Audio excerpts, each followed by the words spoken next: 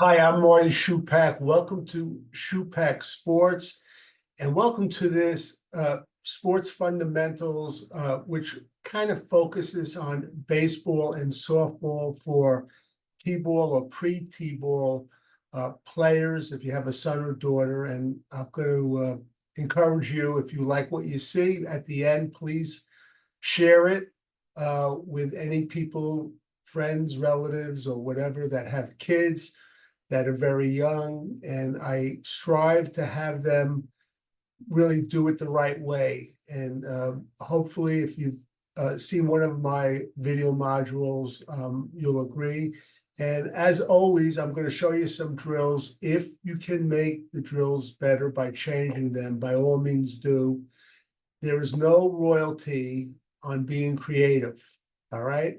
I try to be creative my whole life, coaching career with my own team, my kids, and now my grandkids. And you could do the same thing.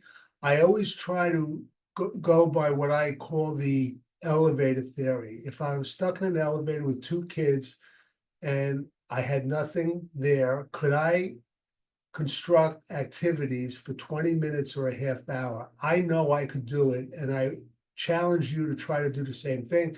Let's get started right away. I go through this quickly. Okay, a few drills. This drill I call knock down the box drill. What we're doing here is we're trying to make the goal achievable, and I'm going to use that phrase over and over again. We are setting up boxes like one on top of the other, 3, 2, 1. On top, I put a cone. We put the players a short distance away, and they have to knock down the boxes. Obviously, if they knock down something down here, and actually the object is to knock down the cone will fall. All right. What I like to do, if you can, and I've said this before, I like to have some sort of target. I use with young kids like an animal sticker, or even a sticker with a color, like a round circle, or you can actually draw it in. And the reason being, for young kids, the ball will wander when their head is wandering. By focusing their eyes on an object, it'll help steady the head. They're not going to hit the object or the target if they're 3, 4, or 5 years old. Okay. But again, it'll help steady the head and keep the ball from flying left, right, or whatever. So this is the knock down the box drill. You can set it up in your backyard. Any of these drills that I'm showing you, you could be creative, set it up at a schoolyard, in the inner city. I remember when I was young, visiting my grandparents in Brooklyn, New York. We would visit them every Sunday. They live right in the middle of apartments, buildings, and in their apartment, in the back, they had an alley with a little bit of a courtyard. And I could tell you, my brothers and I would spend hours in there creating games. So don't ever use the excuse. And I've done clinics around the country, and I've heard other coaches and parents and league presidents say, you know, Marty, your drills are very good, but it's different up here. No, it's not. It's not different up there. Kids are the same. All right.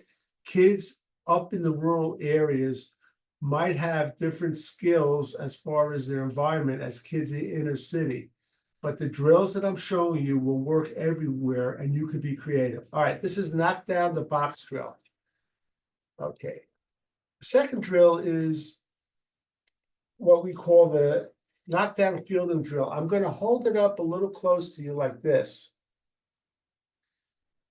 This is a good drill, kids very young, even pre-T ball. What you want to do is you want to get objects, soft objects. And I use like hacky sack, I use bean bags. You could even use yarn rolls.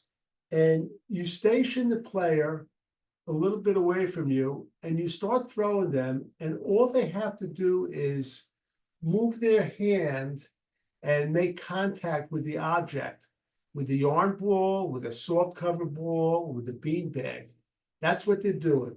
All right. And you, as a parent, as you're tossing it to them, you could toss it to one side, then toss it to the other side. They'll get used to the hand going over the face. what you want to do is you want to do it in such a way, encourage them to keep their fingers up. You don't want to have them keep their fingers down. Okay, so in other words, you want to keep the object kind of above their waist, so the fingers are usually always up. Great drill, a lot of fun. A lot of the drills I'm showing you are only really 1 minute, 2 minute, 3 minute drills, but the kids will always remember it. So that's that drill. And when they're in T-ball, or if they're transitioning out of T-ball, one of the hardest things to do is hit a ball that's pitched, or a ball being a moving object. What I did with my kids in my backyard, and I did it with my team at the schoolyard, and we did it in the park a lot. I took a 4-inch cinder block. Don't go out and buy one. If you have one, it's good. If you have a 6-inch cinder block, again, don't go out and buy one. And I set it up, and I bounced the tennis ball. And here it's not shown really the way it should be bounced, but it should go straight up. The player is holding an old tennis racket, but he's holding it like a baseball bat. And you instruct the player, as the ball comes down, you want him to swing at the tennis ball with the bat and hit it. What you want to do is, after you bounce it, make sure you move your head back, because you don't want to get a jaw full of a tennis racket. But what we're doing, because the face of the tennis racket is a lot bigger than the barrel of a bat, we're putting the players in a position to succeed, and that's what you want to do. All right.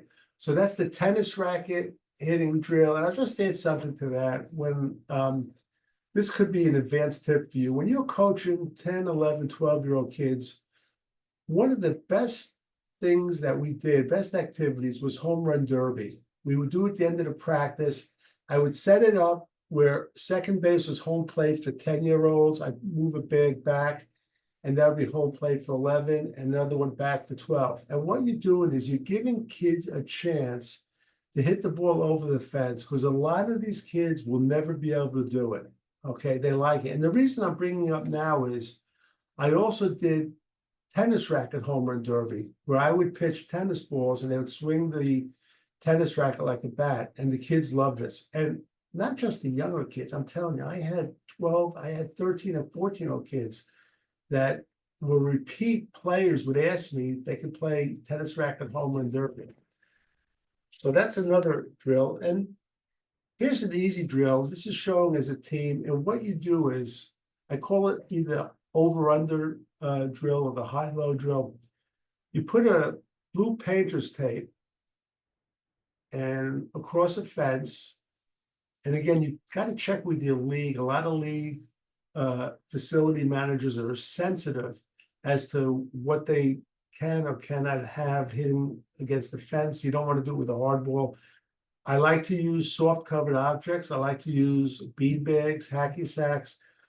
I do something called a rag ball. I take a rag and I put 2-inch masking tape over it. And when they're ready to throw and you spread them out, you yell either over or under. If you yell over, and you could be high or low too, they have to throw the object above the blue tape. If you yell under, they have to throw it under the blue tape. Again, the blue tape is acting kind of like a target. And as I mentioned just before, it's steadying their head, okay? So that's the over, under, or high-low drill. All right, we just have a couple of more, and I just want to mention too, because I like to get into some advice. I don't want to use the word advice, but some tips about parenting. And look, right now I have 3 kids, but I have 5 grandkids, so I'm kind of starting all over again, and I'm doing a lot of the same activities I did with my own kids, and they ended up they became pretty good athletes. Each one of them had a very, very good, let's say, high school career, and I had one son that was recruited very heavily in college. But the one thing I would teach my kids, and I hope you do yours too, is that don't be afraid to fail, okay? I would encourage you to have them take risk and not to be embarrassed if it doesn't go according to plan. And when I coach like 10, 11, and 12-year-old kids, and it depends on the kid, I wouldn't do it the first day of practice.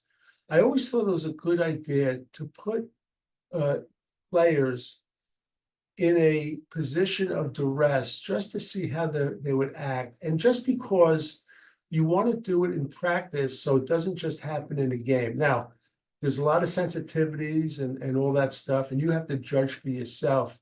But I'm a big proponent encouraging parents to have their kids take risks. It's a good idea and put them in a position to succeed, but also you want to teach them, don't be afraid to fail, okay? And you want them to do that in life also. All right, here we go. This is basically it's a game of running bases where you have two coaches are throwing a ball, and on the throw, the players have to go from one side to the other before they're tagged out. And we usually do this. You don't want to do it with one out. You could do it with like 3 outs, just so the game extends for a lot of these kids. Okay, so running bases is a good idea, and I'll give you another advanced tip if you're going to go on to coach baseball and softball at the upper levels. Spend time, do a deep dive, investigate the art of base running. If you practice base running 10 to 15 minutes every practice, I promise you this, it'll keep you in a lot of games that normally you wouldn't be in, and it'll keep your team competitive. One year when I had a team and I saw we weren't the most talented team, I said to my assistant coaches, we're going to practice base running. And we did every single practice. And I learned a lesson after that year, because we ended up making the playoffs. We lost in the championship. But after that year, I devoted a lot of time to base running. I investigated base running. I did a lot of drills. I did a lot of strategies. And your best base runner won't necessarily be your fastest base runner. So that's a tip. And I promise you this, if you practice base running 10 to 15 minutes every practice, the other coaches won't practice it, and you'll have one, not to use a pun, one leg on top of them. Last drill, and I'm doing this in the summer. I started doing this where I encourage you, get one of those big red or yellow plastic bats, go in the backyard, take the hose, put your thumb over the hose and have the water come out intermittently. Have your son or daughter swing at it. They love it. They'll be in their bathing suit. They're going to hit it, and it just dissipates. But it's another activity, and it's a fun activity, and it's outside. Keep your kids active. Get them out from in front of the TV, out from the cell phone. And listen, I can tell you right now, at my age too, I'm fascinated by what I find on the smartphone, and I have to pull myself away from it and limit my time, because as my middle son Mike would say, you could be on an iPhone and start going through anything from YouTube to TikTok to Instagram, and you just blink and it's an hour and a half later. Try to limit yourself and limit your kids. Please subscribe. I'm trying to build up the Schupak Sports website. And please, if you like this, please share it with another parent, relative, or league. And also, I just want to point out, I'm going to put a link. I started something called Strange Sports Moments, where it's a 1-minute video explanation. And it's just funny things that happen in sports over the years. The last one was about a midget who was hired for one game to be a pinch hitter. His name was Eddie Goodell, and I have something in there. I remember when a ball went off Jose Canseco's head and went over the stand. So I'll put a one at the end, but try to subscribe. That way you'll get all this information for you, and you could filter out what you want to see and what you don't want to see. So for Marty Schupak and Schupak Sports, I'll meet you at third base.